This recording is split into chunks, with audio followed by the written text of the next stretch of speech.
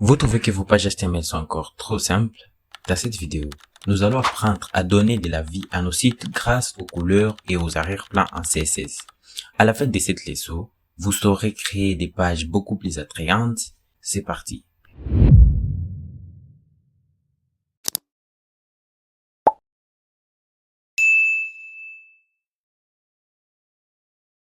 Alors, sans plus tarder, je vais rentrer sur mon navigateur. Je vous conseille de faire pareil. Et là, on sait que pour faire un fichier CSS, donc pour appliquer du style, il faut l'appliquer sur une page web. Donc, on doit créer un fichier HTML que je vais nommer ici index.html.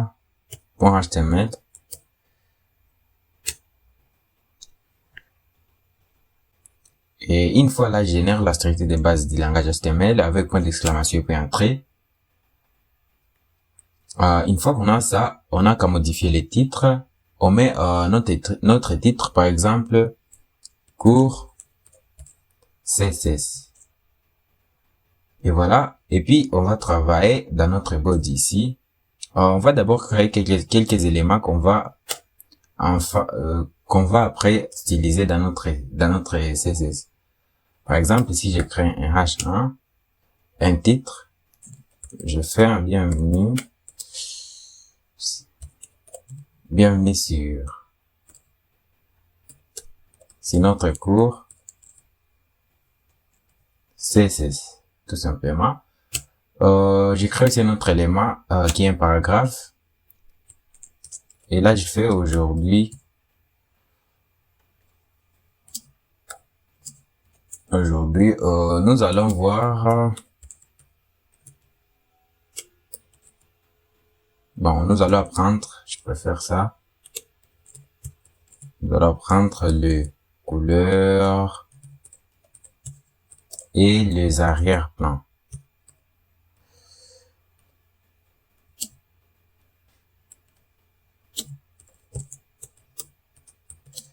Et voilà, et puis, j'ai dit en CSS, bien qu'on va les faire en CSS. Voilà, on va d'abord partir avec ces deux éléments. Directement, je viens de lancer notre site sur Go Live pour qu'on puisse chaque fois voir les modifications directement en direct. Je vais arranger mon code. En attendant que Live Server ouvre. Et là, je crois que c'est fait. Je vais vérifier. Et voilà, on trouve notre page qu'on vient de créer juste là. Bon, je vais ajuster tout ça pour que on puisse travailler tranquillement.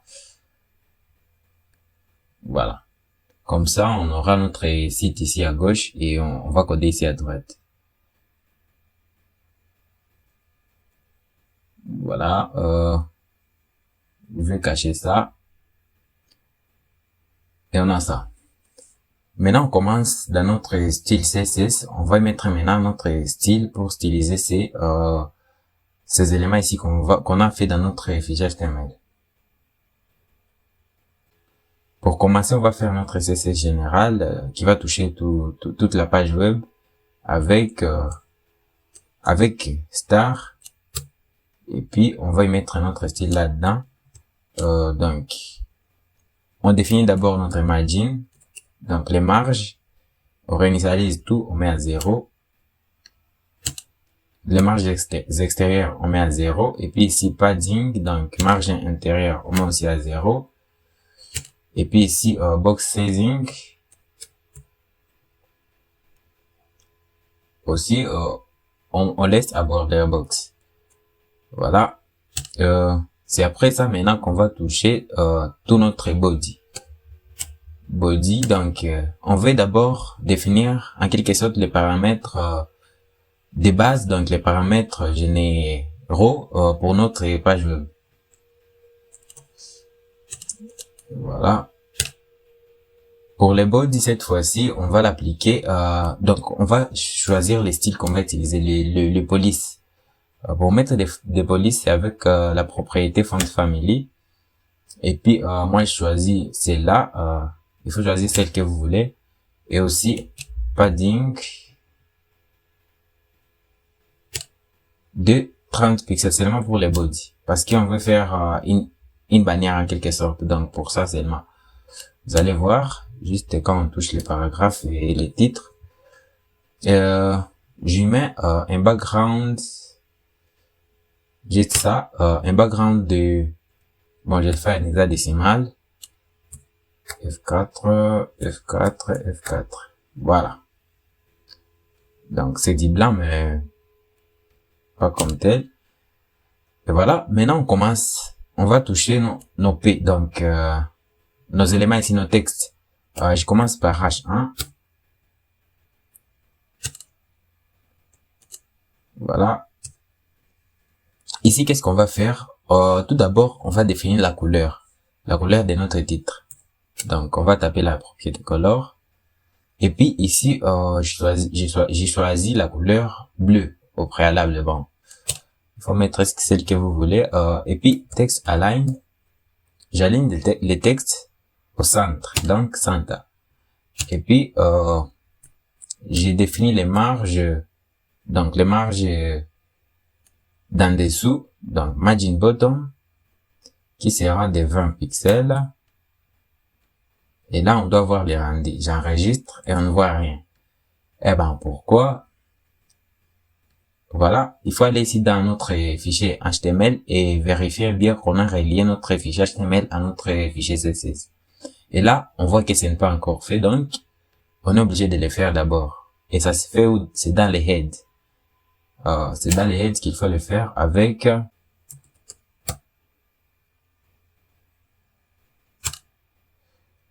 et voilà, c'est avec link.rel, stylesheet, href. Maintenant, ici, on définit maintenant la référence où se trouve notre style.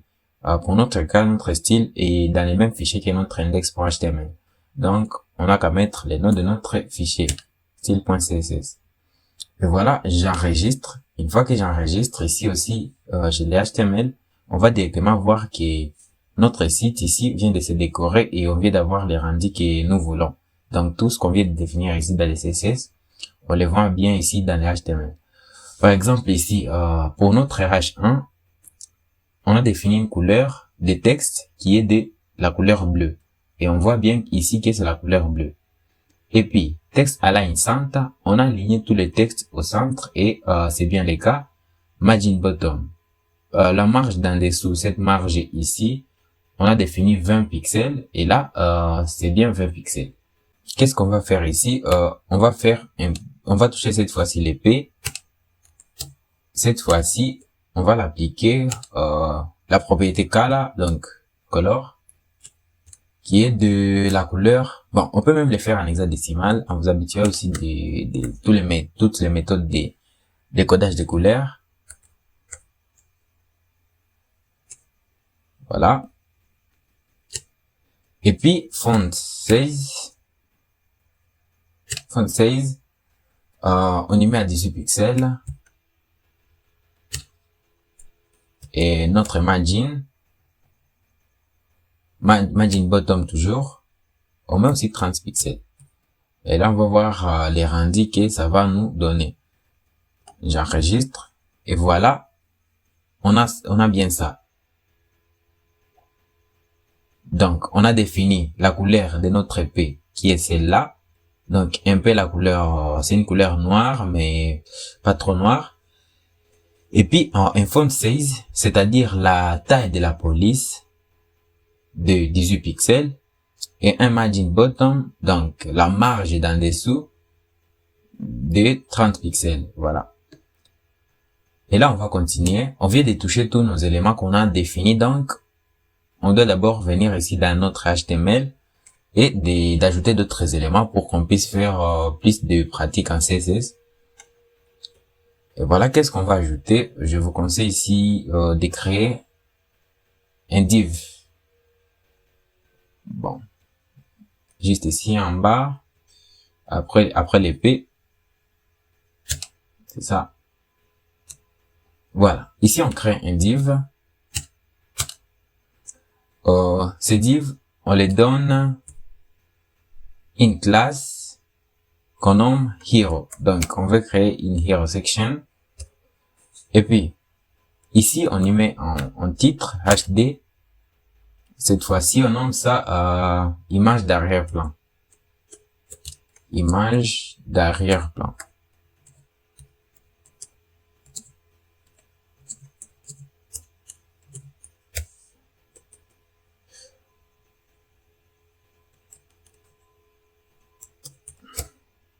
Et voilà, on a une image d'arrière-plan qui est déjà là. Et c'est pas tout, on crée un autre div, ça va bien nous aider pour qu'on ait un peu plus de contenu sur notre page. Cette fois-ci, on met l'autre classe aussi. Et cette fois, on nomme ça gradient parce que c'est là je vais vous montrer comment on fait les dégradés. Voilà. Donc, on va faire les dégradés des couleurs ici. Et puis, j'écris aussi un HD, tout simple, comme ça. Et puis, je fais dégrader.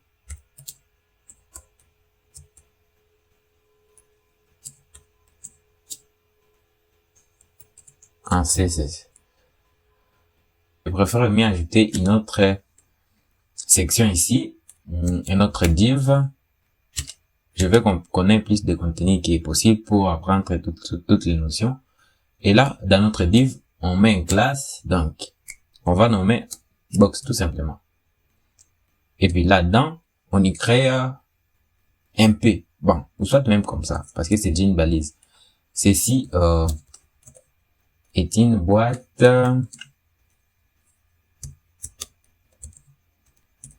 avec une couleur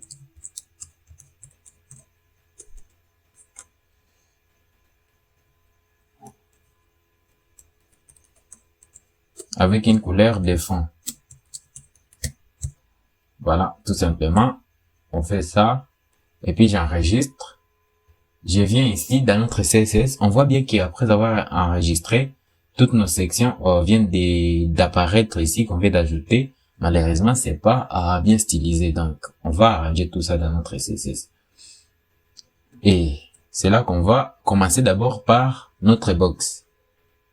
Donc, pour sélectionner une classe, ici, on a déjà pris les sélecteurs en CSS. Pour les sélectionner, il faut juste faire .box. Et c'est là qu'on va maintenant appliquer, après les accolades, on y applique notre style maintenant. Par exemple, on y applique un background color qui est de... Donc, on fait une couleur bleue comme ça. Bleu, ou soit même on peut utiliser les RGBA, voilà, les RGB. Je mets par exemple 250. Bon, même ça, 23, 40, n'importe quelle valeur, et puis on va ajuster ça après. Voilà, on a cette couleur-là. Maintenant, ici, dans la grille, on peut maintenant ajuster la couleur qu'on veut. Et là, moi, je veux cette couleur-là. Un peu comme ça. Voilà, c'est ce que je veux. Et puis, j'enregistre. Voilà. On voit directement les background color, donc la couleur d'arrière-plan de cette section box vient de changer et vient d'avoir la couleur ici qu'on vient de définir. Et c'est pas tout. On doit définir aussi padding, donc les marges internes. On y met à 25 pixels. On vient avoir de l'espace à l'intérieur. On enregistre, on voit les modifications, on voit qu'on commence à avoir un petit rectangle comme ça. Et puis on fait un border radius pour mettre, donc on va éliminer ces coins ici, ces 4 coins, et puis un border radius de 10 pixels. J'enregistre, directement on voit que on vient d'avoir des radius. Et voilà, on continue. On fait un margin bottom, donc on définit la marge externe d'en dessous. Margin bottom de 40 pixels. Voilà, j'enregistre aussi. Et on voit que ici, on vient d'avoir une marge considérable.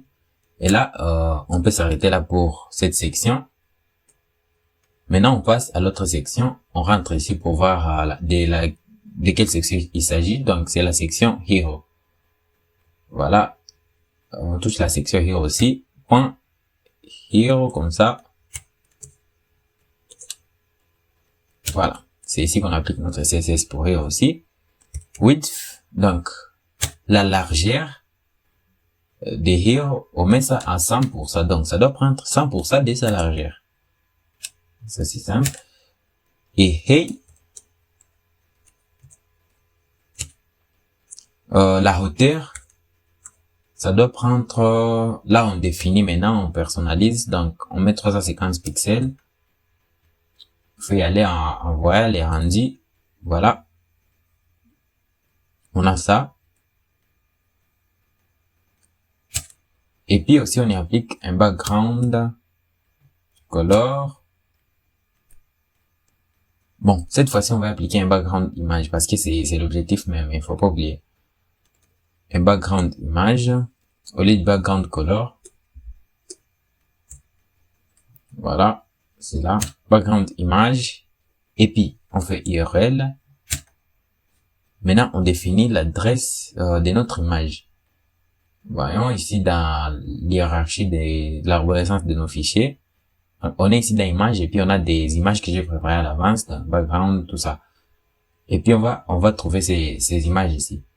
Là dans l'URL, je vais taper d'abord image parce qu'il se trouve dans les dossiers images et puis slash et puis les noms de l'image. .png, l'extension de l'image alors. Et voilà, j'ai fait CTRL S et on voit directement l'arrière-plan est là. Juste là. L'image d'arrière-plan vient de se mettre là. Voilà, c'est cette image ici. Et notre texte est là, qu'on a mis juste là. Et on fait background repeat. Donc, c'est une propriété qui permet à ce que l'image ne puisse pas se répéter.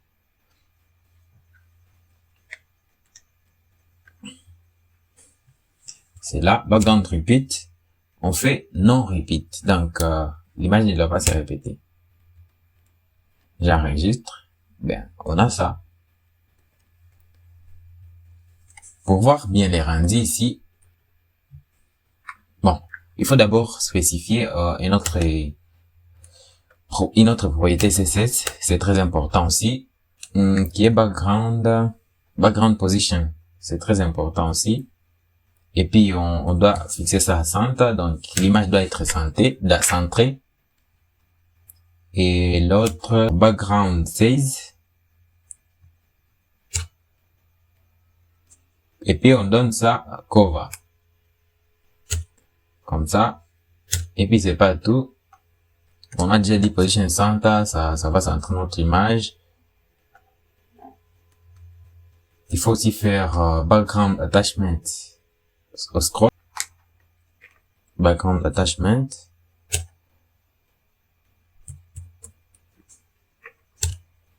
Au scroll. Je viens d'enregistrer et là on voit directement les rendus que ça commence à donner, donc l'image ne se détruit pas, donc elle garde ses propriétés. Et là on continue avec nos propriétés pour avoir les meilleurs résultats possibles. Et là, après avoir fait ça, il faut y appliquer un display, donc le positionnement.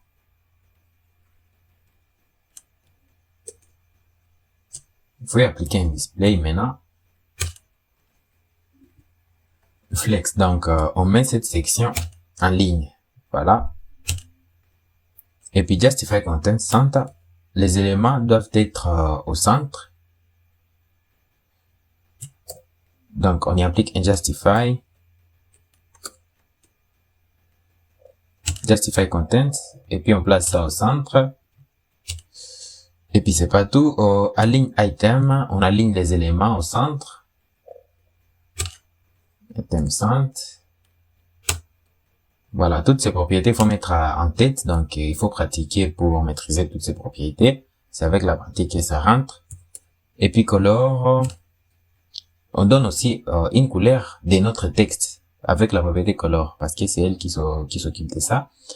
On dit que notre texte sera en blanc, whitey, et ça reste...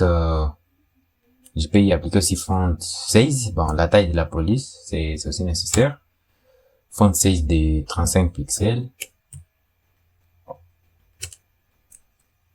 Et là, ce qui manque, c'est margin bottom, donc la marge d'en dessous, parce que c'est aussi important, même de 50 pixels. Voilà, je dois en avoir vraiment considérablement. J'enregistre et là, on voit directement c'est rendu ici. Donc, on a notre image là et notre background ici. Je vois qu'avec notre image, notre couleur n'est pas assez visible, notre texte. Donc, on modifie légèrement notre couleur. On applique même un blanc, mais pas trop blanc. Donc, je peux essayer avec ça. On a ça, c'est pas joli. Bon, voilà, j'ai une idée. J'ai une idée à moi, tout à moi. Bon, je voulais appliquer la couleur rose parce que ça colle avec cette image. Mais je ne la trouve pas du coup.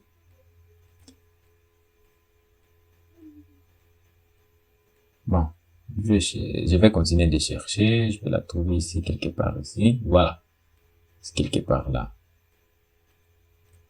Voilà, ici avec cette couleur. Bon, tant mieux ici, c'est un peu visible. On voit que l'image d'arrière-plan est bien visible sur notre petite page.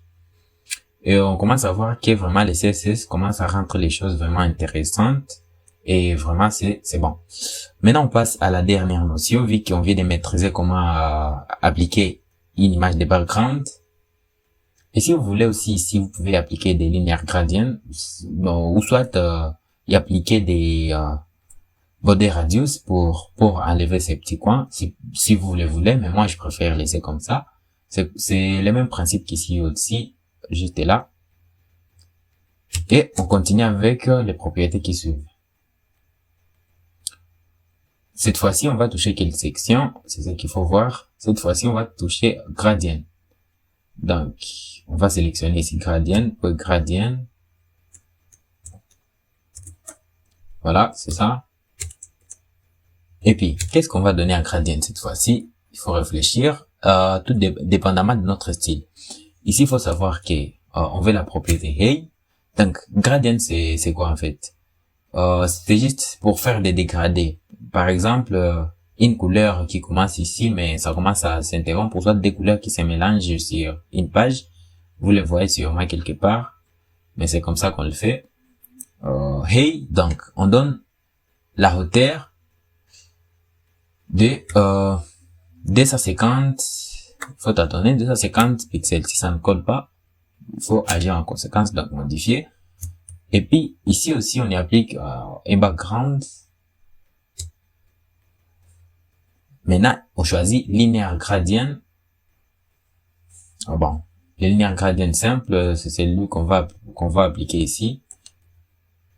Parce qu'il y en a aussi beaucoup de types. Il y a aussi des radial gradients, donc il faut mettre tout ça en tête. Linéaire gradient. Voilà. Et puis ici, on définit maintenant les degrés de notre dégradé. Par exemple, ici, je mets 45 degrés, virgule. Je mets la couleur, première couleur, donc la couleur qui va commencer, j'ai fait tout en hexadécimal, c'est mieux. Mais vous pouvez tout faire en RGB, ça ne dérange pas, parce que, donc, les couleurs ne dérangent pas. Vous pouvez mettre la couleur qui colle avec votre style, 9 B0. Il faut juste réfléchir juste, et c'est tout. Hashtag 6 DD, je peux utiliser DD5 et D. Et voilà.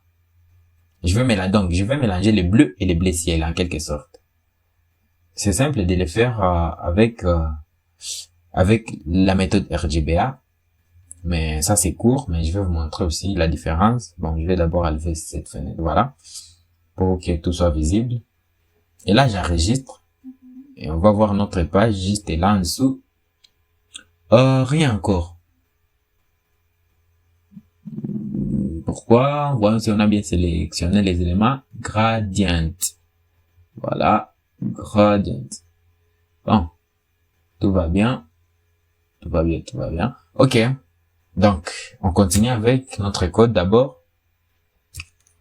On positionne d'abord notre élément en display flex en ligne. C'est-à-dire que l'élément s'est perdu sur cette page, par exemple, quelque part là où on ne sait pas, bon, display flex. Et puis, justify content. Je vais centrer les contenus sur la page. Je centre le linéaire gradient, donc cette section ici, toute la section. Et puis, aligne item. J'aligne les éléments sur les centres aussi, parce qu'ici on veut centrer les éléments. Et puis j'applique une couleur qui est blanche. Donc j'écris carrément whitey. Et c'est pas tout, j'ai choisi aussi la couleur font size. Donc non, la taille de la police font size. Vous pouvez définir ça en large, x large, medium, small, x large, x large, x. Donc, il y a aussi plusieurs méthodes pour ça. Pixel, RM, donc il y a plusieurs méthodes aussi pour mesurer la taille. Donc, ici, je mets à 35 pixels. Je viens de choisir le pixel, c'est la méthode la plus précise, donc la plus fixe qui est toutes les méthodes. Et là, j'enregistre. Et on va voir directement les rendus de notre page. Bon, on ne voit toujours rien. Donc, je vais voir ici si la classe, c'est la même. Gradient. Je copie ça. Je viens ici, je colle ça. Il ne faut pas se tromper sur les classes. Voilà, c'était pas la même. J'enregistre. On vient voir directement notre linéaire gradient. Vous voyez ici, il y a un dégradé. Donc, le blé ici est hyper doux et celui-ci c'est un blé ciel. Donc ici je peux modifier, par exemple, je modifie ici c'est la grille, je sélectionne par exemple ici les blés foncés comme ça pour que vous puissiez voir vraiment la différence. J'enregistre et on vient voir directement ici on a là les blés foncés et ici on a le bleu ciel. Donc on a un dégradé du bleu foncé vers le bleu ciel avec un angle de 45 degrés bien sûr. Félicitations, vous savez maintenant ajouter des couleurs et des arrière-plans à vos pages web. Dans la prochaine vidéo, nous apprendrons à styliser les textes avec CSS, les polices, les tailles, les alignements et bien plus encore. Si cette vidéo vous aide, pensez à laisser un like et à vous abonner et activer la cloche pour ne manquer aucune leçon et à bientôt.